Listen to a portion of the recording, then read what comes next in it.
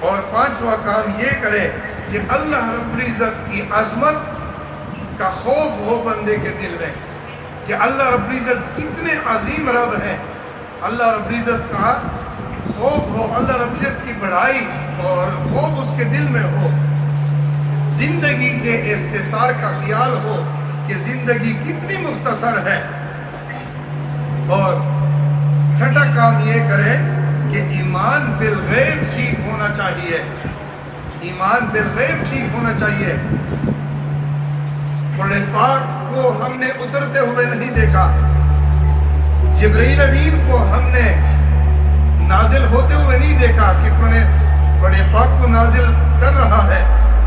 جبرائیل آیا، قرآن پاک لے آیا، ہم نے اللہ کے اس برگزیدہ فرشتے کو نہیں دیکھا، ہم نے فرشتوں کو نہیں دیکھا، انبیاء کو نہیں دیکھا، نبی علیہ السلام کو ہم نے نہیں دیکھا۔ تو ایمان بالغیب ہونے کا یہی مطلب ہے کہ ایمان ہمارا غیب کا بالکل ٹھیک ہو، کہ ہمیں قرآن پاک کے اوپر غیبی علم ہے، ایمان ہے، فرشتوں کے اوپر ایمان ہے، قرآن پاک کے اوپر ایمان ہے، اللہ کے اوپر ایمان ہے، جنت دوزخ کے اوپر ہمارا ایمان ہے، قبر کے اوپر ہمارا ایمان ہے۔ بعض لوگوں کا نظریہ یہ ہوتا ہے کہ بعض لوگ یہ کہتے ہیں کہ اگر ہم اپنی آنکھوں سے دیکھیں گے تو ہم مانیں گے، اپنی آنکھوں سے نہیں دیکھیں گے تو ہم نہیں مانیں گے۔ نہیں بھائی، تو پھر ایمان غیب بالغیب کہاں گیا؟ ہمارا ایمان بالغیب ٹھیک ہونا چاہیے، ہمیں چاہیے کہ ہمارا ایمان بالغیب پکا ہو۔ ایک بندے نے کہا تھا کہ بھائی میں اپنی آنکھوں سے دیکھوں گا پھر تو مانوں گا، اور اگر اپنی آنکھوں سے نہیں دیکھوں گا تو پھر تو نہیں مانتا۔